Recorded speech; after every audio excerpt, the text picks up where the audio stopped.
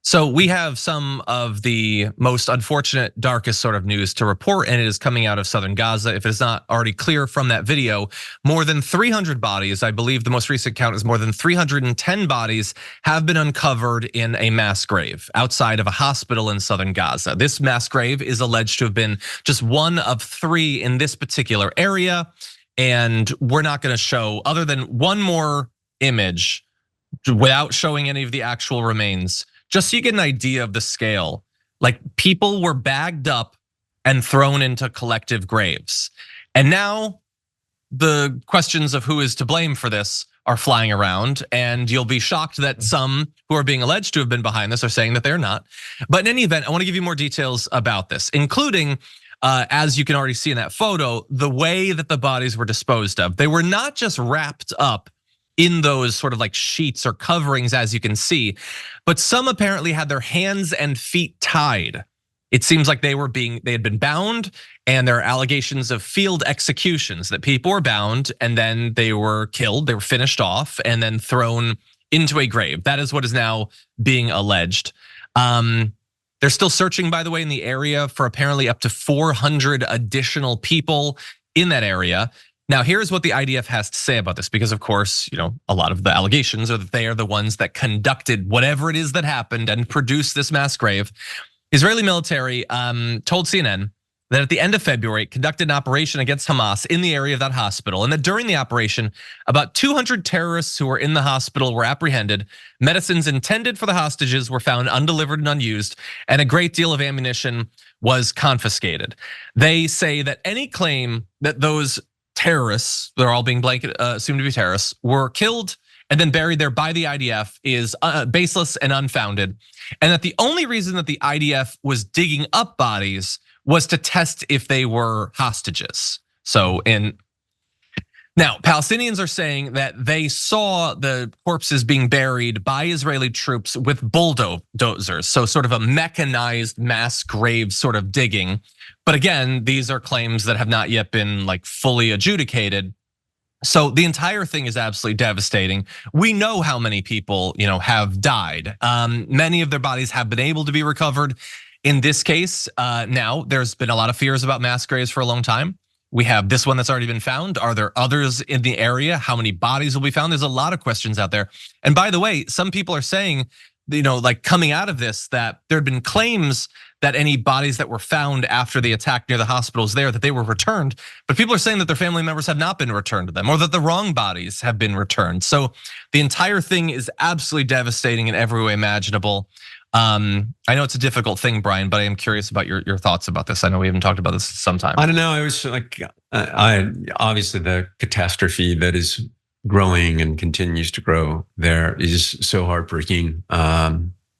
And politically, it just paints this horrible outcome that will leave the region far better, worse than it was, when I was growing up, and the same strife sort of was so ubiquitous in the Middle East.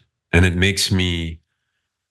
angers me that there isn't global leadership, that nations can't come together in a kind of, and I'm not trying to be glib here, but like in a sort of FDR Churchillian kind of some way that the world, the nations of this planet can't step in and partition this entire region and straighten out and put a hold on the violence and the death, bring people to justice who've committed these atrocities, and set a path for at least hopefully the next generation, that there could be peace, because none of the outcomes here is good. And I said this to Cenk, like when last time I was on 2IT, I just like, does anyone have any kind of like idea of what's going to happen when all of this is over? If it ends, and what will there be more security, or will there be less security for people? Will there be more death or less violence? Like, it's just so catastrophic that that I'll be dead before there's peace. So I'm wondering about the next generation. Yeah. Not generation, but several generations beyond. What is the outcome? And it calls for something. It calls for a kind of leadership that we haven't seen since the world nations pulled together to defeat, Nazism, or on that kind of scale. That's what we need there to kind of like shut this down and bring order and restore order and deliver justice to people who deserve it. Yeah. Yeah. And I would agree. And I would say not just order in comparison to what we have now, but in comparison to what existed before these months of like utterly barbaric behavior. It's not like there was justice and then all of this happened. But I agree. It is difficult to see that something like this can still happen. You would hope perhaps, maybe a lot of our faith of how good America can be has taken a lot of hits over the last decade or whatever. But you would hope that maybe internationally we could be better. But something like this can happen and it feels like, this is something that could happen 20 years ago, 50 years ago, 100 years ago. It's the same. We have no more ability to stop this utterly needless violence.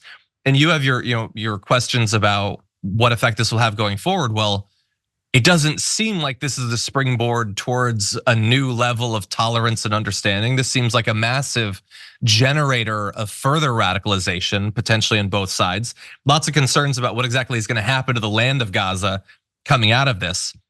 And definitely doesn't feel like security is laying on the other side. And it feels like it so obviously will not result in more security that it's hard to imagine that you could go into this with that being your goal. And again, I don't, it's all speculation. I'm not a regional expert or whatever, but we know that Netanyahu was perfectly willing to help sort of stabilize Hamas, to keep it as a villain. There have been a lot of reports of the quotes he's made about that and all that. So I don't know, it just seems like everything about this is both so tragic and also so obvious that one wonders how we could accidentally end up in a position this bad. But in any event, it's utterly devastating. The idea that you could be waiting for like the return of your family member. Like a guy talked to CNN about his 21-year-old son, killed in January, still doesn't have the body. And now what is he left with? To hope that they find him in a mass grave? It is 2024, and we still put people in this position. And when I say we, I don't just mean in the global sense that humanity should be shared in addressing these sorts of issues, but that America is helping this to happen in funding, in weapons, in not using our influence to stop it.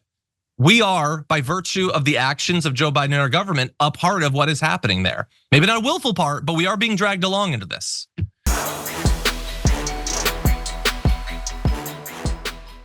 Thanks for watching our video. Did you know that you can support our show by becoming a subscriber?